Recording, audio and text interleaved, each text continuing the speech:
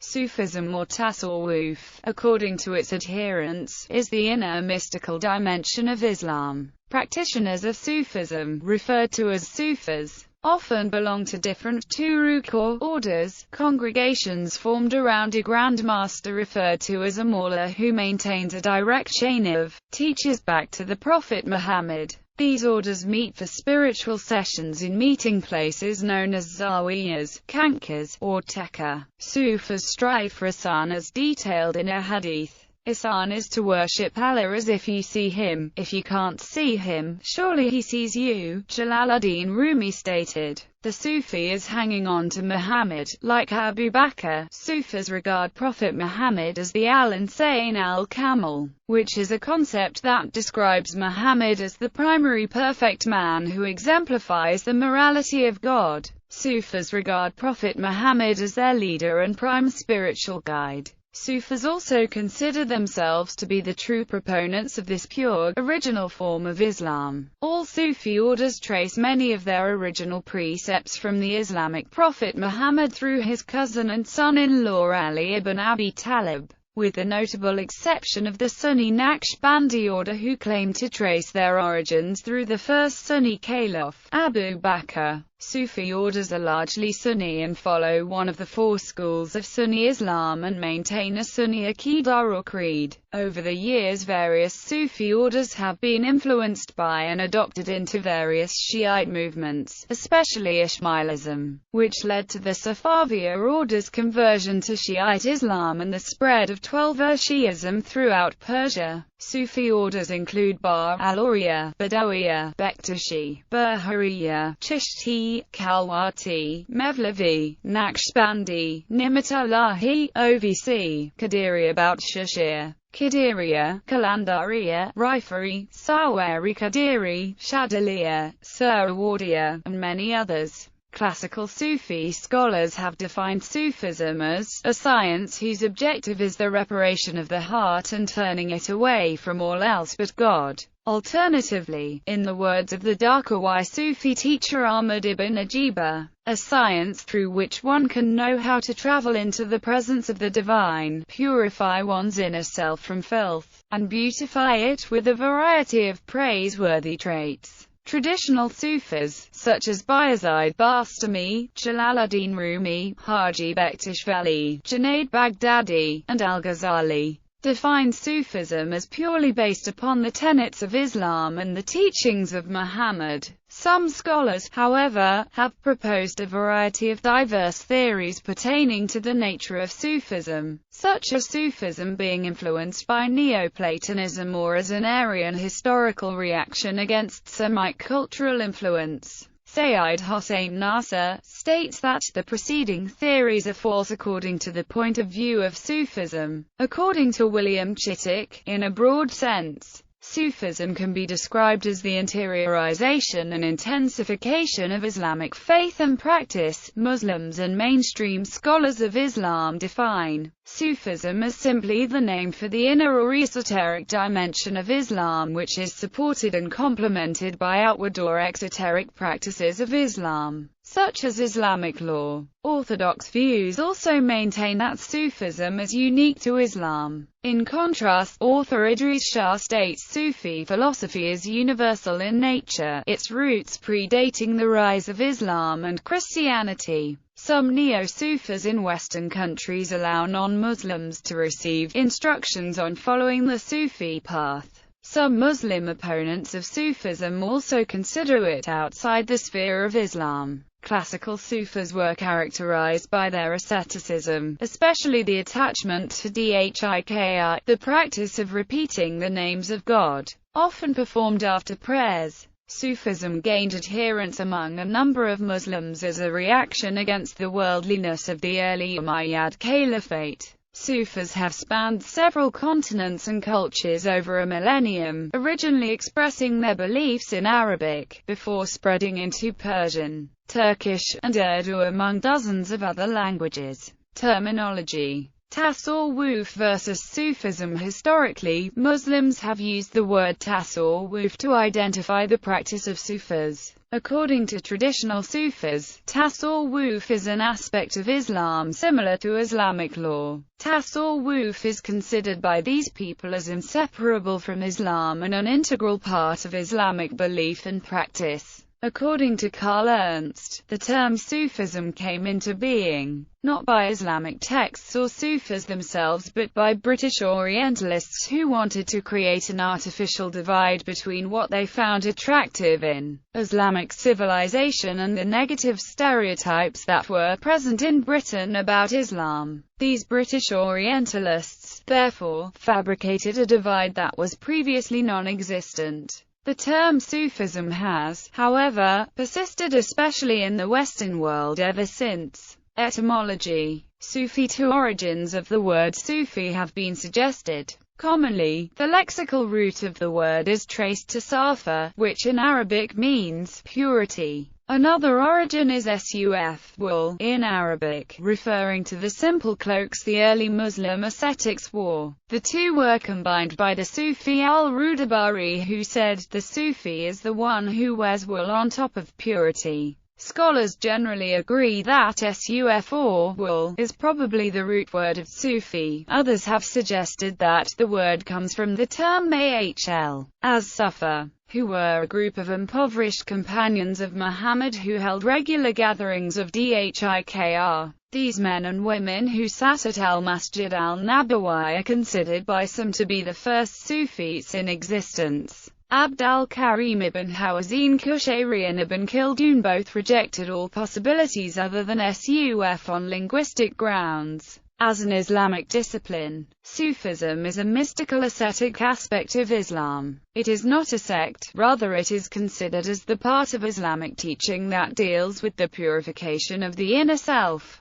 By focusing on the more spiritual aspects of religion, Sufis strive to obtain direct experience of God by making use of intuitive and emotional faculties that one must be trained to use. Tasawwuf is regarded as a science of Islam that has always been an integral part of Orthodox Islam. In his Al-Risala al-Safadiyya, Ibn Taymiyyah describes the Sufis as those who belong to the path of the Sunnah and represent it in their teachings and writings. Ibn Taymiyyah's Sufi inclinations and his reverence for Sufis like Abd al-Qadir Gilani can also be seen in his 100-page commentary on Fatah al-Ghaib, covering only 5 of the 78 sermons of the book, but showing that he considered tasawwuf essential within the life of the Islamic community. In his commentary, Ibn Taymiyyah stresses that the primacy of the Shari forms the soundest tradition in tasawwuf.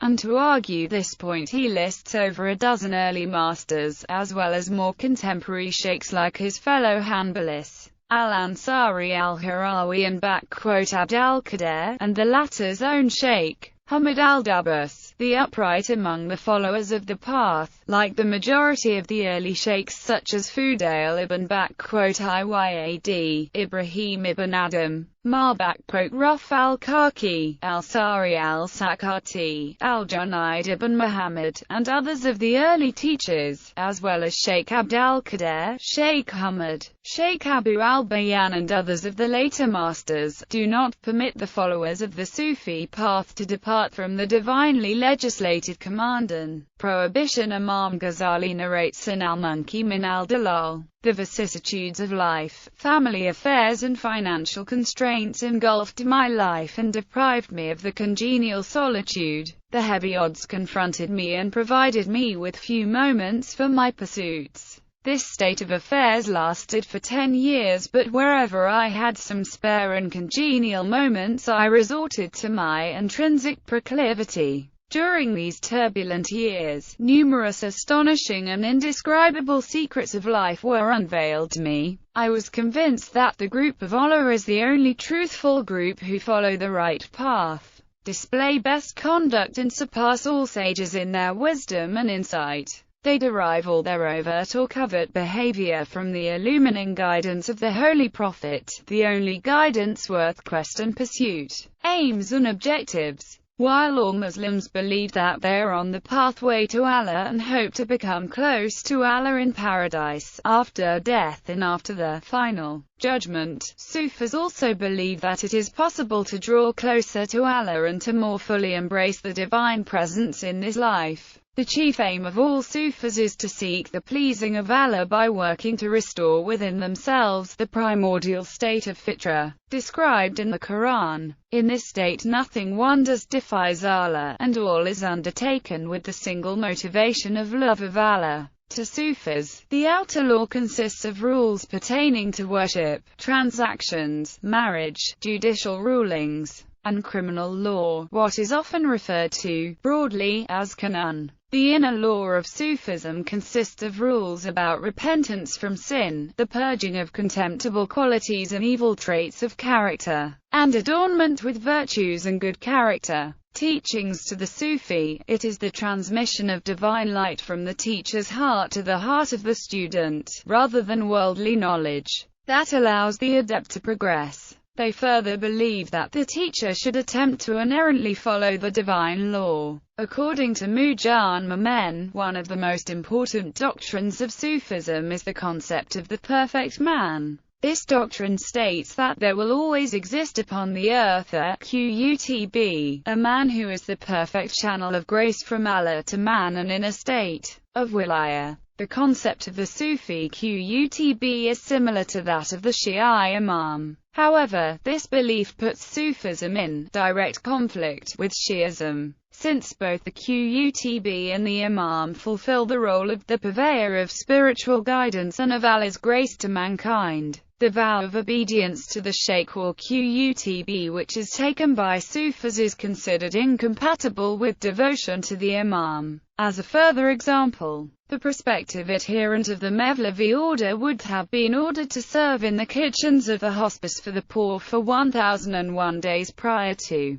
being accepted for spiritual instruction, and a further 1001 days in solitary retreat as a precondition of completing that instruction. Some teachers, especially when addressing more general audiences, or mixed groups of Muslims and non-Muslims, make extensive use of parable, allegory, and metaphor. Although approaches to teaching vary among different Sufi orders, Sufism as a whole is primarily concerned with direct personal experience, and as such has sometimes been compared to other, non-Islamic forms of mysticism. Many Sufi believe that to reach the highest levels of success in Sufism typically requires that the disciple live with and serve the teacher for a large period of time. An example is the folk story about Baha'u'ddin Naqshband Bukhari, who gave his name to the Naqshbandi order. He is believed to have served his first teacher, Sayyid Muhammad Baba as-Samasi, for 20 years, until as-Samasi died. He is said to then have served several other teachers for lengthy periods of time. He is said to have helped the poorer members of the community for many years, and after this concluded his teacher directed him to care for animals, cleaning their wounds, and assisting them. Prophet Muhammad. According to Carl W. Ernst, devotion to Prophet Muhammad is an exceptionally strong practice within Sufism. Sufis have historically revered Prophet Muhammad as the prime personality of spiritual greatness. The Sufi poet, Sadi Shirazi stated, "He who chooses a path contrary to that of the Prophet Muhammad shall never reach the destination." O Sadi, do not think that one can treat that way of purity except in the wake of the chosen one, Muhammad. Rumi attributes his self-control and abstinence from worldly desires as qualities attained by him through the guidance of Muhammad. Rumi states, "I sewed my two eyes shut from desires for this world and the next. This I learned from Muhammad." Ibn Arabi regards Muhammad as the greatest man ever, and states, Muhammad's wisdom is uniqueness because he is the most perfect existent creature of this human species. For this reason, the command began with him and was sealed with him. He was a prophet while Adam was between water and clay, and his elemental structure is the seal of the prophets. Fariduddin Atta claimed that he praised Muhammad in such a manner that was not done before by any poet. In his book The Ilahi-Nama, Fariduddin Attar stated, Muhammad is the exemplar to both worlds, the guide of the descendants of Adam. He is the sun of creation, the moon of the celestial spheres, the all-seeing eye. The 7 heavens in the 8 gardens of paradise were created for him. He is both the eye and the light in the light of our eyes. Sufis have historically stressed the importance of Prophet Muhammad's perfection in his ability to intercede. The persona of Prophet Muhammad has historically been and remains an integral and critical aspect of Sufi belief and practice. The Sufi, Bayazid Bastami, is recorded to have been so devoted to the sunnah of Prophet Muhammad that he refused to eat a watermelon due to the fact that he could not establish that the Prophet Muhammad ever ate one. In the 13th century, a Sufi poet from Egypt, al-Biziri, wrote the Al-Kawakib ad-Durriya fi Madkar al-Bariya, commonly referred to as Kashadat al-Burda, in which he extensively praised Prophet Muhammad. This poem is still widely recited and sung amongst Sufi groups all over the world. Ibn Arabi's beliefs about Prophet Muhammad. According to Ibn Arabi, Islam is the best religion because of Muhammad. Ibn Arabi regards that the first entity that was brought into existence is the reality or essence of Muhammad. Ibn Arabi regards Muhammad as the supreme human being and master of all creatures. Muhammad is therefore the primary role model for human beings to aspire to emulate. Ibn Arabi believes that God's attributes and names are manifested in this world and that the most complete and perfect display of these divine attributes and names are seen in Muhammad. Ibn Arabi believes that one may see God in the mirror of Muhammad, meaning that the divine attributes of God are manifested through Muhammad. Ibn Arabi maintains that Muhammad is the best proof of God, and by knowing Muhammad one knows God. Ibn Arabi also maintains that Muhammad is the master of all of humanity in both this world and the afterlife. In this view, Islam is the best religion, because Muhammad is Islam.